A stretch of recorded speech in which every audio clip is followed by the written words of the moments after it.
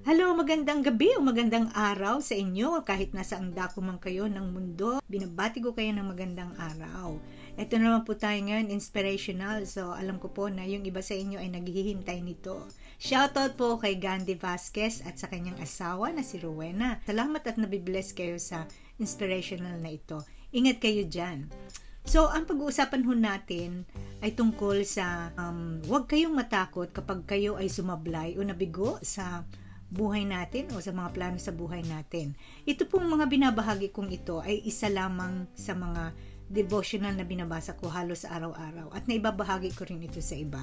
And I hope ma-bless din po kayo. Bakit sinabi na huwag tayong matakot kapag tayo ay sumablay o nabigo sa ating mga plano sa buhay, yung mga ambisyon natin o yung pangarap natin sa buhay, at ano ba ang gagawin natin para hindi tayo matakot at hindi tayo madismaya.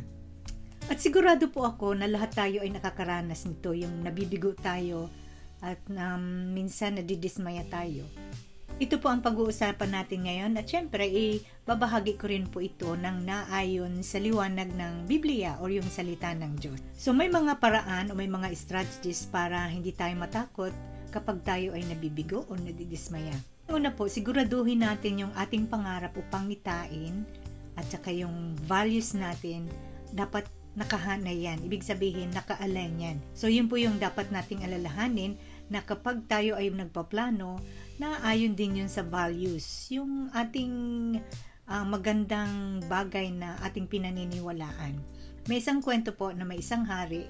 Ang pangalan niya ay si King Uzziah. Si King Uzziah po ay naging hari nung siya pa ay 16 years old dahil yung magulang niya ay namatay o yung tatay niya ay namatay habang bata pa siya. Siya po ay naghari ng 52 years sa bansang Israel. At siya ay nagtagumpay sa mga ginagawa niya dahil na rin po sa gabay ni Zechariah at sa gabay ng Biblia kung saan dun kinukuha yung mga strategy o yung mga ways kung paano maghari sa isang lugar. At naging matagumpay siya at naging powerful, naging masagana yung lugar. At talagang lahat inadmire yung kanyang paghahari at yung kaharian niya. Pero nang siya ay naging makapangyarihan na, ang kanyang naging behavior o naging kanyang attitude ay naging mapagmataas. Naging mapagmalaki na siya. Alam niyo po ba kung bakit? Kasi mapagmalaki na siya sa Diyos at hindi na ho siya nagtitiwala sa Diyos. Nagtiwala na ho siya sa sarili niya. Yun yung naging downfall niya.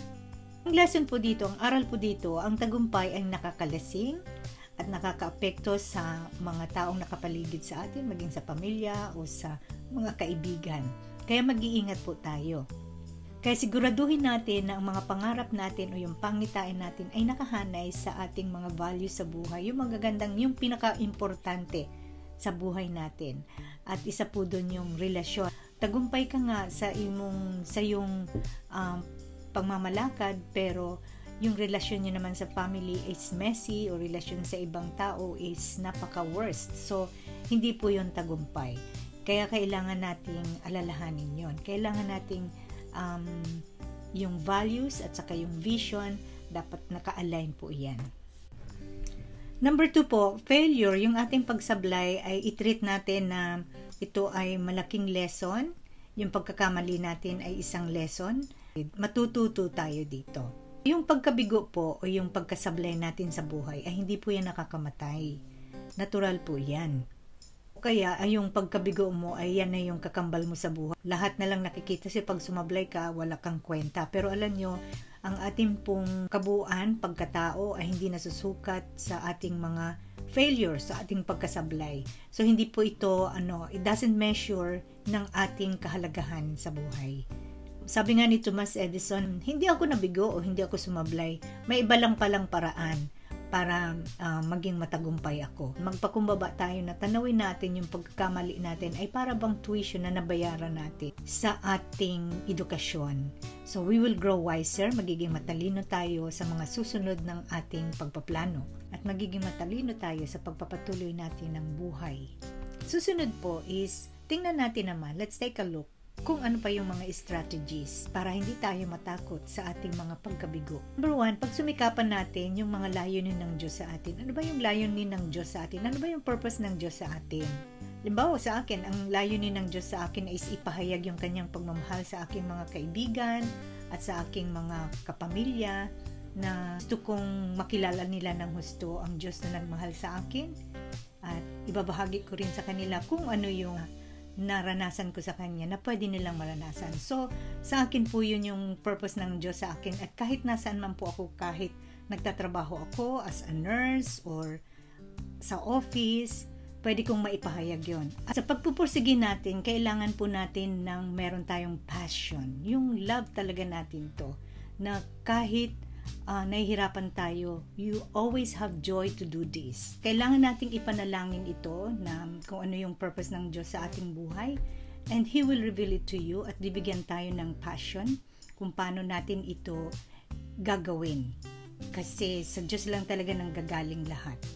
Katulad nga ni Paul, taas yung kanyang pinag-aralan, pero sabi niya, I consider it rubbish kapag hindi ko pinahagi ang pagmamahal ng Diyos sa tao.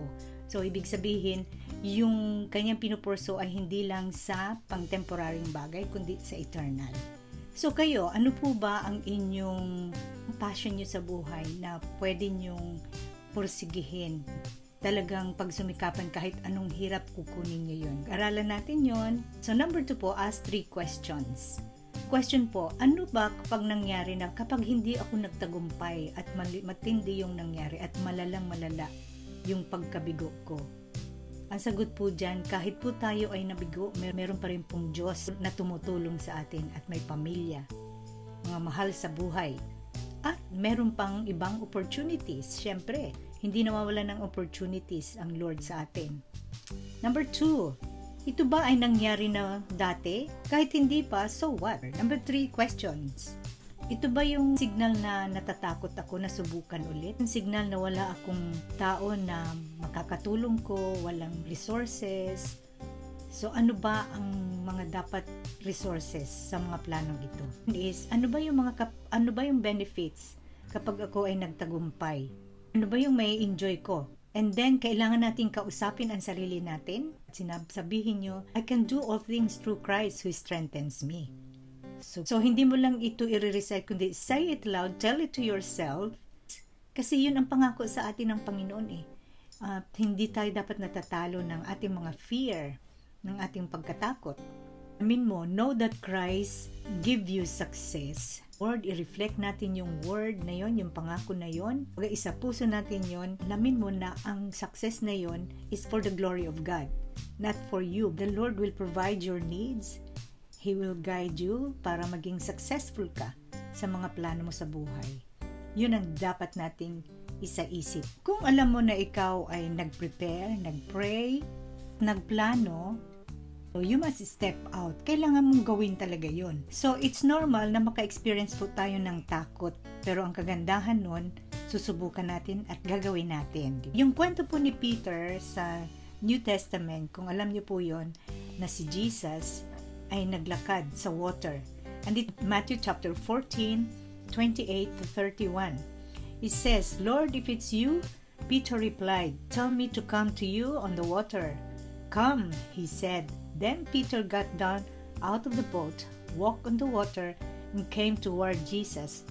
But when he saw the wind, he was afraid and beginning to sink, cried out, Lord, save me. Immediately Jesus reached out his hand and caught him. You of little faith, he said, why did you doubt? Si Peter ay nakita niya si Jesus na naglalakad, so gusto din niya. Ang kagandahan nun, sumubok si Peter. Umalis siya sa comfort zone niya at naglakad din siya nang makita niya si Jesus naglalakad sa water. So, hindi po bad ending, lumubog siya. Sinalupo siya ni Jesus, lumabas siya at talagang sinubukan niya. At alam niyang nandun si Jesus. So, ganun din po tayo sa buhay. Minsan, nakikita natin na natatakot tayo. Naku, paano ba to? Susubukan ko ba to? Pero alalahanin po natin na nandyan po si Jesus, nag-aalalay sa atin. Si Peter lang po ang nagkaroon ng ganyang experience. Adventurous siya. Kung ano yung ginagawa ni Jesus, ginawa din niya. So, siya lang yung nakagawa ng ganyan sa mga disipulo. At isa pa, natuto siya na mag-focus kay Jesus. Kasi di ba nga kaya siya lumubog dahil nakita niya na may along malaki na paparating sa kanya. So, naturuan din naman siya ni Jesus na mag-focus sa Kanya. O ganun din tayo kapag meron tayong nadadanasan sa buhay natin na medyo sumasablay tayo, nabibigo, kailangan natin mag-focus sa Panginoon rather dun sa mga bagay na nakakadismaya sa atin.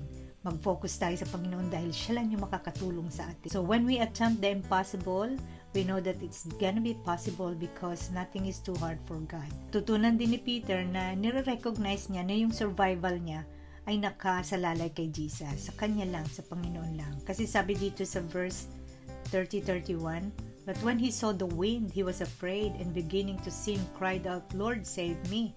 Immediately Jesus reached out his hand and caught him. 'You of little faith,' he said, 'why did you doubt?'"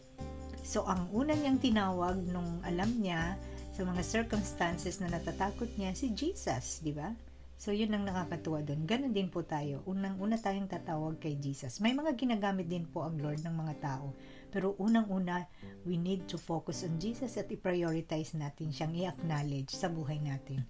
Ang Diyos naman po ay hindi niya hayaang tayo ay malunod sa ating mga pagkakamali. As long as na nagtatrust tayo sa Kanya, nananampalataya tayo sa Kanya, He will keep working. Patuloy siyang gagawa sa buhay natin. Hanggang tayo magtagumpay, siya yung ating Father, di ba? Yung tagumpay natin is tagumpay din niya. Di ba tayo nga pagka ang mga bata ay nagtagumpay, makita nila sino mga magulang nito. So, ganun din po tayo. Kapag tayo ay nagtagumpay sa mga impossible things na ating dinadanas sa buhay, ang mga bagay na inaabot natin, makikita natin na ang Diyos ang mag-glorify. So, yun lang po yung aking maisi-share sa inyo. Alalahanin nyo lang po na hindi tayo dapat matakot dahil kasama po natin ang Panginoon. At saka siya po yung nabibigay lahat sa atin, ang kalakasan, inwardly, at kung ano man po yung mga resources, kumbaga is nagbibigay ng mga bagay na pwede natin gamitin. Kaya, okay lang po yung kapag tayo ay nabigo o sumablay, as long as we are with God, so hindi niya ho tayo pababayaan. God will never leave us nor forsake us. Yun po ang sabi niya, ang pangako niya sa atin. Bye! God bless everyone!